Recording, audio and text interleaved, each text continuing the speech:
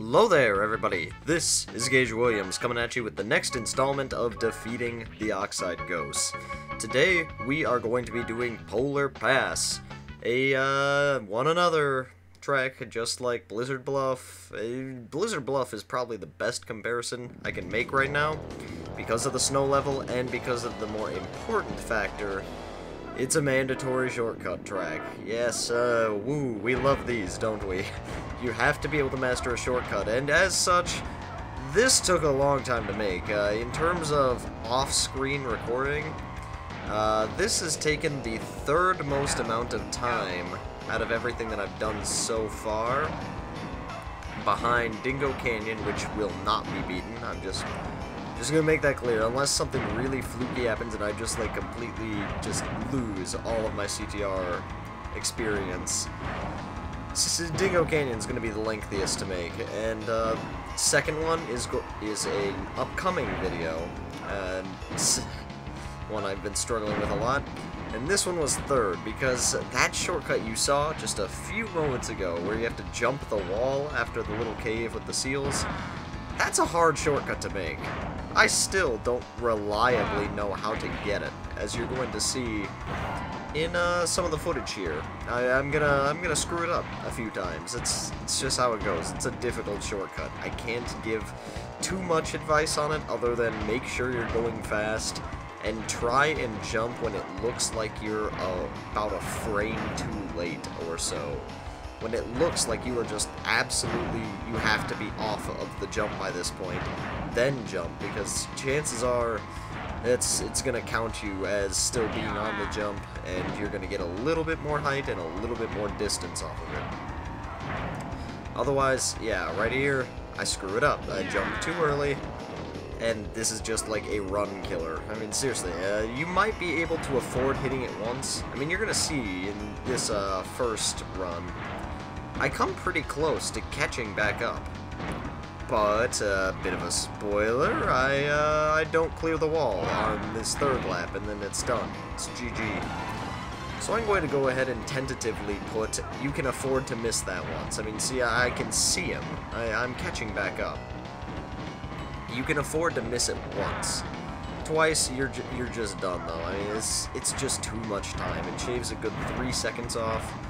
That's makeupable, but 6 is a lot of time to make up in time trials. 6 seconds is a huge gap. So, yeah, try your best not to avoid that shortcut, but it isn't the end of the world if you do so. So, Polar Pass, what do I think of it as a track? I really like the track. I think it's a fun track to play on. The Ghost is particularly hard, if only because of the shortcut, but if you ignore the shortcut and the difficulty of the shortcut, Polar Pass is a very well-designed kart racing track. It's got all sorts of elements that you look for in kart racers. It's got a lot of fictionalized stuff, like jumping over water and ramps and avoiding wildlife in the middle of the track that is stronger than you are. I don't know. But yeah, this is the kind of stuff that you look for in kart racing tracks, is you want it to be a fun track to race on, and you want it to be a really fantastic track that you know you couldn't otherwise do in just any old racer. I mean, that's part of what sets, that's part of what sets apart kart racers from regular racers, is the tracks. I mean, you're not going to race on a track like this in a realistic racer. You're just not. I mean, there's always the whole, well, there's the items thing, and these ridiculous power slides, and ramps. Well, ramps are part of the track, but mainly, when most people think of the difference between kart racers and realistic racers, usually items are one of the first things that get brought up. And I can acknowledge that. I mean, realistic racers, you don't have these silly items that affect the karts, but beyond that, the tracks are probably the next biggest thing. I mean, you just get tracks that you're not going to get in regular racers, and I think that's really enjoyable. I really like gameplay worlds. That's one of my favorite things about gaming. One of the things that's going to blow a lot of people's minds here is I am a huge Pokemon fan. Well, that's not gonna blow your mind, but I'm a huge Pokemon fan. But the number one thing I like about Pokemon are the regions. The regions have the largest influence on me out of pretty much everything that the game has to throw. I love the worlds that they create, and so far I have only hated one version. That was Gen 4, Diamond, Pearl, Platinum, because I hated Sinnoh. I really did. I hated it. It is a boring region. It's not interesting. That snow route is one of the worst things the game has ever put out. It's just, seriously, it's not fun. That and the engine is just almost unplayably slow, especially with surfing, so I guess I can thank them for basically not having any water routes. I mean, I think there's like one water route, and I mean, there are some lakes otherwise, but there's only like one proper water route. Because the surfing is so slow. Anyway, back on topic. Yes, I love worlds. I love seeing what weird places developers can come up with. And the idea of just driving through this weird snow valley and jumping across ice caps and whatnot, that's interesting. That's like, wow, that's pretty cool. You can't do that nowhere else. And then you got those weird, like, totem statues on the right in that curve with the seal that we just passed. I really like worlds. So let's actually get to some helpful stuff, and the just random discussion that I have every episode, which I hope you guys enjoy those, by the way, because that is one of the only reasons why I like to have these still be 3 laps, even if I flub the recording and just have Oxide to do.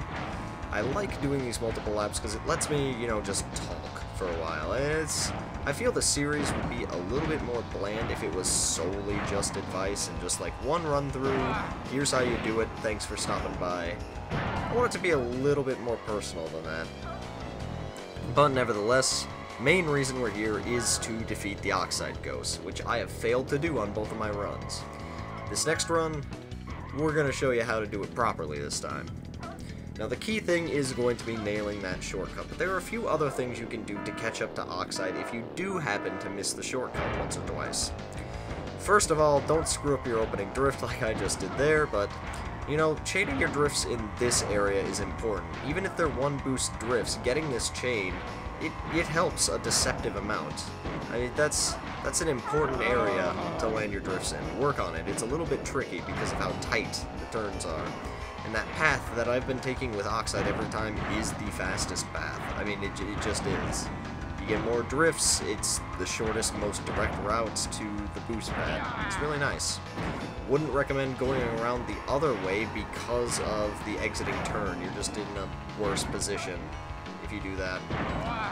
As you saw right there with the jump, I jumped at basically the last possible moment. I mean, the model looked like I was off the jump already, but you can still jump at that point. It takes a while to get consistent with that, and I'm still not very good at it, as you saw with the last 2 runs that I had.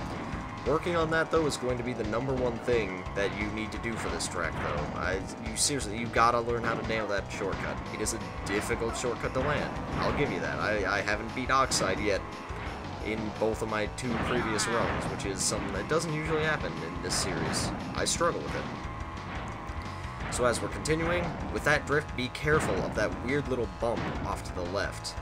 Hitting that will sometimes cause you to go off to the left, so you want to try and stay just inside of it, but at the same time, if you hold your drift too long and you don't run over that bump, you are very likely to cut it really close to falling off the edge on the opposite side. So be careful with how greedy you get with your drift in that ice cap jump area. Obviously, you want to avoid the seals if at all possible. I mean, who would want to run into a seal? I don't know, but they're going to spin you out, so try not to do that. Right there was a little hopping trick that is an exploit in the game that you are going to see in a lot of future videos.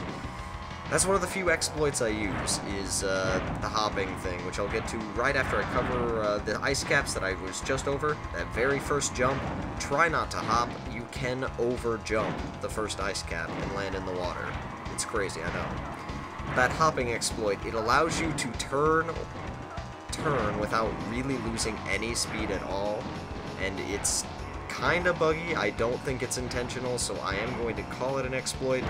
You're gonna see that a lot, especially in the last track of the series, which I'm not going to reveal yet, but yeah. Thank you so much for watching, everybody. Hope Polar Pass was helpful and informative, and most of all, entertaining. Stay tuned next time as we tackle, I believe it's Cortex Castle. See you guys then.